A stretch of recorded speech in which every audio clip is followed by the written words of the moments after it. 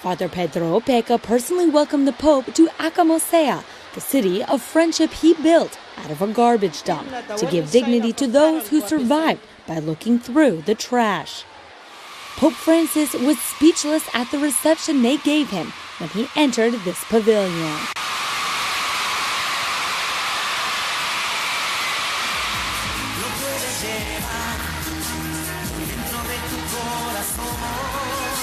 The children had prepared a song in Spanish and a choreographed dance with which they greeted the Pope.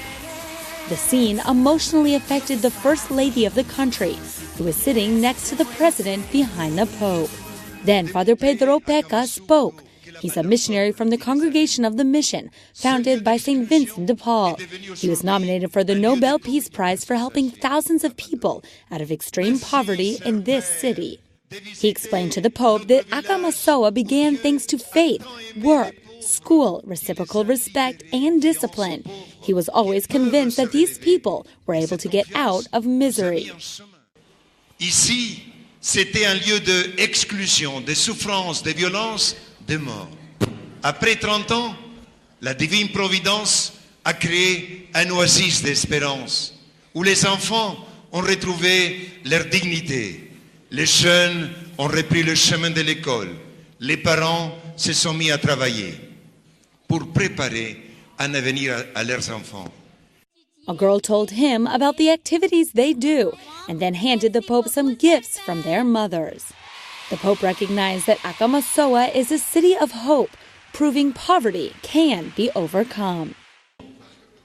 Le vostre grida generate dal non poter più vivere senza un tetto, vedere i figli crescere nella malnutrizione, non avere un lavoro, generate dallo sguardo indifferente, per non dire sprezzante di molti, si sono trasformati in canti di speranza per voi e per tutti quelli che vi guardano.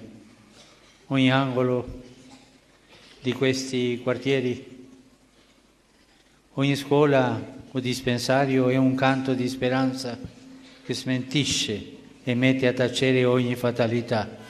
The Pope also greeted the superior of the Congregation of the Mission, Thomas Maverick, who accompanied him during his visit. When he was ready to leave, a girl handed the Pope a surprise.